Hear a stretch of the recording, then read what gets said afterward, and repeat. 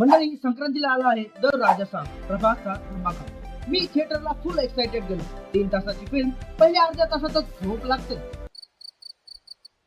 भावांनो, ट्रेलर बघितल्यावर असं वाटलं होतं की वा, भूत, हवेली, थरार आणि प्रभास. पण थिएटरला गेल्यावर कळलं की राजा नावाचा हा बाबा आपल्या आजोबांसोबत भूतांच्या हवेलीत शिरलाय.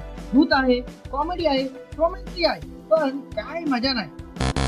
प्रभासला इतकं स्लो चालताना बघून असं वाटलं की प्रभास नाही, बफरिंग चालू आहे. प्रभास भाऊ, तू रिबेल स्टार आहेस, पण इथे तुझा डबल बोरिंग आहे राव. इथे लॉजिक असं आहे की घर हॉन्टेड आहे, भूत आहे, पण हिरो आरामात डान्स करतोय. आणि जोक्स इतके जुने आहेत की माझ्या आजोबांचे जोक सुद्धा आता मला फ्रेश वाटताय. निधी अगरवाल, मालविका मोहन, सुपर. पण त्यांचे रोल इतके पातळ आहेत ना की जसे टकल्यावर केस. शोधून कापावं लागतं. खरं सांगू ना, तर राजासाहेब बघायचा म्हणजे भूतांची भीती अजिबात नाहीये, तर स्टोरीची भीती आहे. आणि शेवटी सेक्वल टीम राजासाहेब सर्कस 1935. अरे बाबा, हा 3 तासाचा सर्कस काय कमी झाला की आणखी एक कशाला.